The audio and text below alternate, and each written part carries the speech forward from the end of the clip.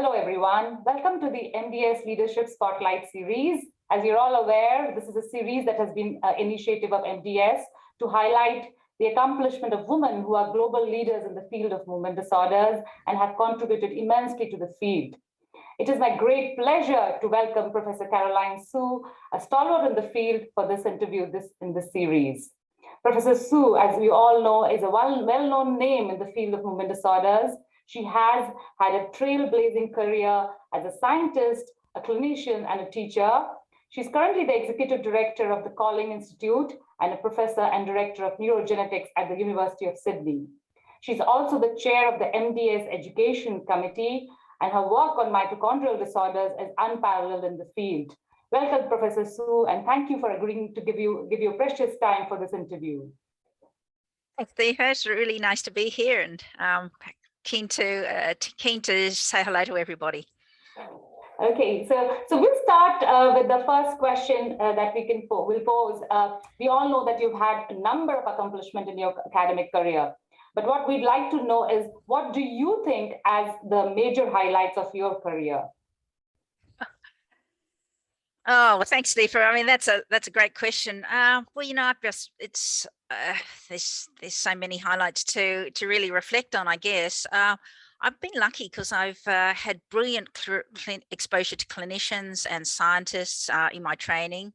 So, you know, I think that's been a real highlight, to really learn our craft, to actually understand how to evaluate a patient, how to manage a patient, and how to provide advice to them so that you make a real difference in their journey with their illness. I think it's a real privilege, and that's really been a highlight that's been sustained throughout my whole career. I guess the other thing for me, though, is also the exposure to science, which has really helped improve my ability to appreciate those clinical cases, and ability to try and help the patients that I try and serve. So that's been a really big highlight too. So, you know, being exposed to excellent people, amazing clinicians, amazing scientists, being able to travel the world, I think that's also been a wonderful thing. I've been to London to learn neurology. I've also been to New York to learn neurology, and then also to be able to set up your own group and your own clinic with specific interests. They've been real highlights in my career, and to understand all of those and to combine them together to really try and carve a path out for what I felt passionate about. These have been major highlights for me. Thank you so much. And in terms of your scientific work, what do you think has had the highest impact? Like, I understand the mitochondrial disorder is definitely you are the biggest name, I think. So what was your experience in doing that? Well, I mean, that was lucky. That mitochondrial function disease found me, really. I was training in movement disorders, to be honest with you. My one of my first mentors, John Morris, who was a major clinician, but he had an interest in patients with mitochondrial disease as well. And unlike everybody else in the group who was encouraged to do research in Parkinson's disease, my project came about as being one to focus on mitochondrial patients with mitochondrial disease. And from that, I really understood and became aware of the intricacies of mitochondrial function, which of course is so very pertinent to other types of neurodegenerative disorders, including Parkinson's disease. So, mitochondrial patients have been key in me understanding the function of mitochondrial function. I always think neurology, you know, Oliver Sacks said that neurology is all about deficit, and by losing some sort of neurological function, we really get insights into how the neurological system works. And it's the same sort of thing with mitochondrial patients. When you see patients and care for patients with mitochondrial disease, you get huge insights into how mitochondria function. And from that, you can extrapolate and apply those to other disease processes like Parkinson's disease. And that's been a real highlight for me, because understanding that mitochondrial dysfunction is key in other disorders such as Parkinson's disease. And then again, flipping back and understanding how mitochondrial dysfunction occurs in Parkinson's has really given me a really great insights into how we can, again, treat patients with mitochondrial disease themselves. So they sort of reciprocate in a lot of ways, and that interface between both the clinical aspects and also the scientific aspects have been major highlights in my career. Thank you so much. So another question that especially we all know that scientific research and leadership roles are something that usually women don't really pursue a lot. So what has been your experience as a woman navigating this field, as a movement disorder neurologist, as a scientist, and also as a leader now? Well, thanks for the assumptions. Well, like many women in the field, I think when you start off, it's relatively equal. Your talents and abilities are recognized for what they are, and we often get equal opportunities when we start off our journeys. I would say, though, however, as the further you progress, the more challenging it becomes. We also, as a gender, I guess, also have to have a broader set of skills which have to be married with our career aspirations. So the challenges, I think, at the beginning were more about skill development and trying to understand and gain those opportunities. So I think I was lucky in doing that, and also having the opportunities to delve into more scientific aspects of my career, which some of my male colleagues weren't actually given the opportunity for, or not necessarily even preferred. So I think that's been helpful. When you get into mid-career stage, then it's difficult because there's a balance between, your other extracurricular activities, as it were, family, trying to raise a family, establish home life, and trying to establish that work-life balance is always a challenge, whilst you're trying to establish your own career at a time when others are perhaps able to focus on maybe one aspect of that more than the other. So I think that's always a challenge.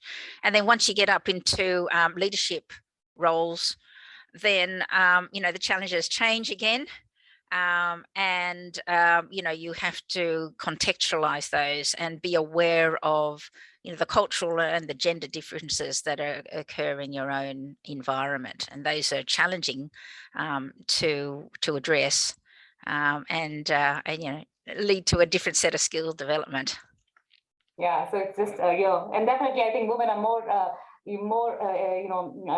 they have those skills of multitasking so many things. I'm not really sure the kind of things that you have juggled both your personal life and your career.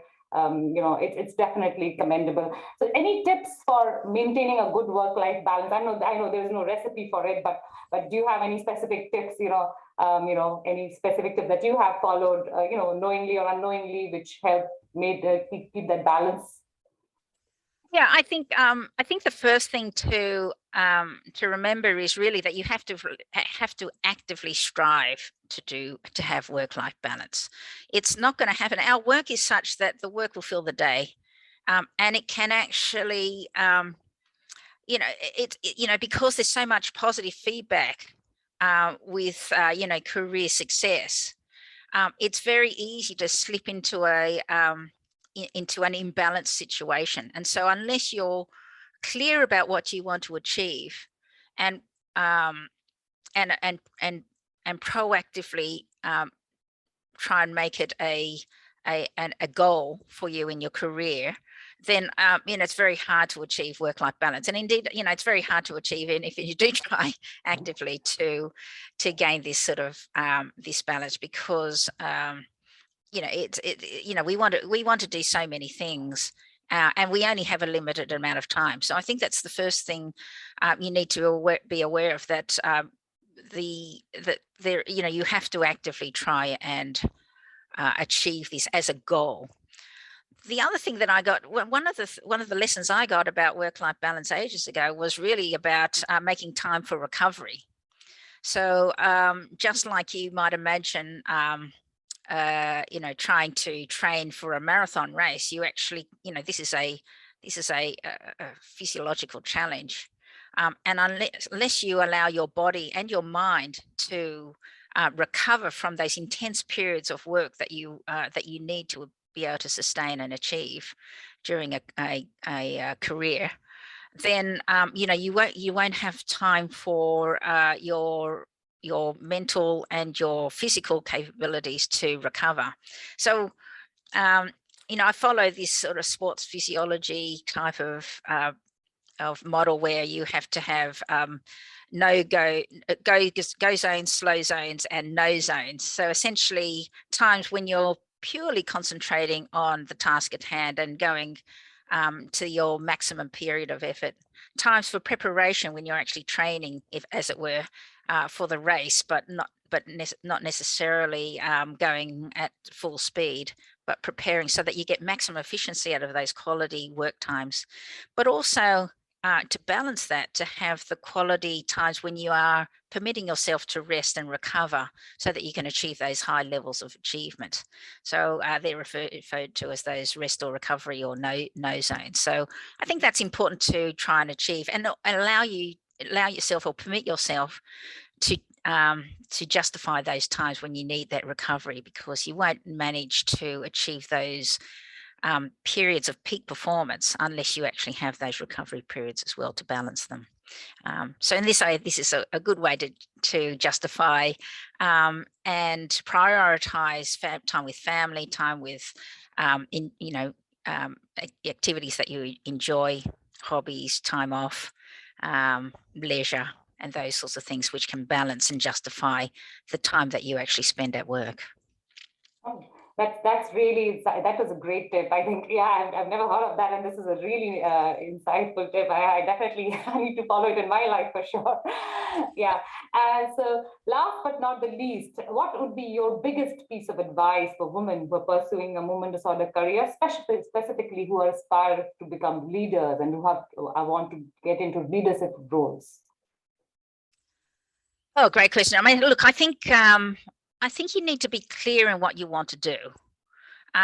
So, my path will be different to your path, and I won't be able to follow your path as well as you will be able to follow your path. So I think that's important to actually back yourself, be confident in what you want and what you actually feel that you can achieve, and be honest in the evaluation of your abilities and talents.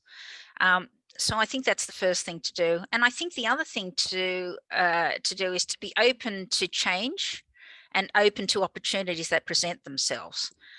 Because, your natural abilities will allow you to pursue your career.